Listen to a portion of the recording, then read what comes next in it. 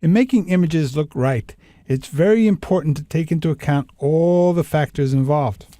We're coming close over here to the Toys R Us building here.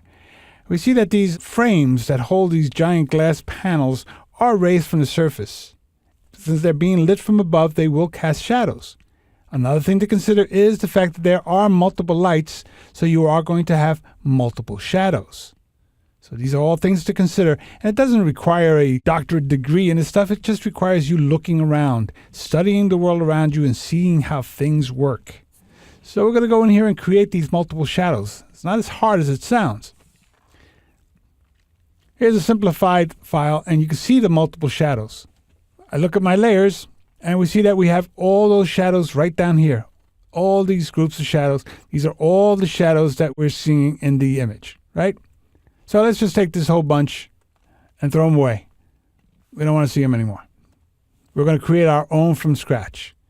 So we have multiple layers up here that make up the actual little shapes. There they are. There's the discs. There's a little shadow behind them. There's a little depth reflection on the glass of them. And then finally the lines themselves. So what I'm going to do is I'm going to turn off my background.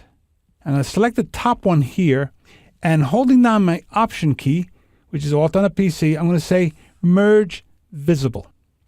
And that created a layer on top here, which is a composite of all those layers. If we look at just that layer by itself, we see that that is a composite of all those layers. So what I'm going to do now is, let's turn everything back on.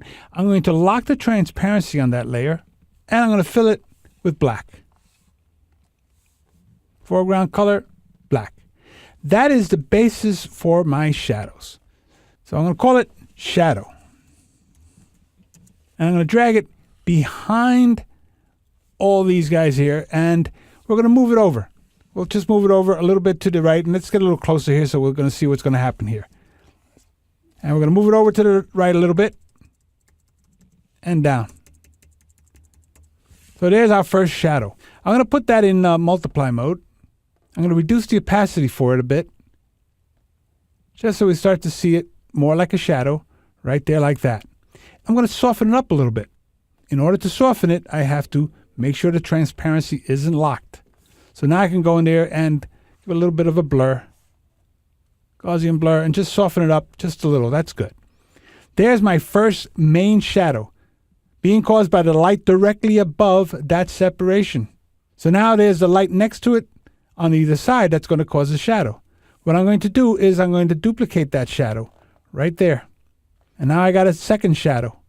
This shadow, I'm going to move a little bit to the right. And I'm keeping it right in line with the other one so that they're straight in line, because the lights above are pretty much in line as well. This one I'm going to reduce in opacity even more. Just like that. This one's a little further away. The light's further away. So it's also going to be a little more blurred. So I'm going to go in there and give this a little more of a blur. Another 2. Click OK. I'm going to duplicate that one. And that duplicate, I'm going to move over to the left side.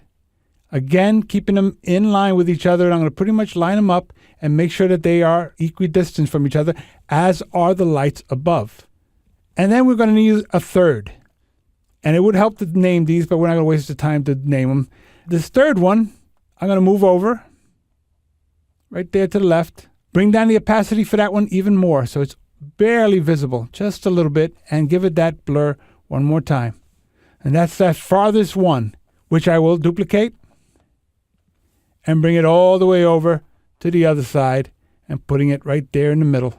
And there we see that we have all these multiple shadows that are making this look more realistic, more like the real scene.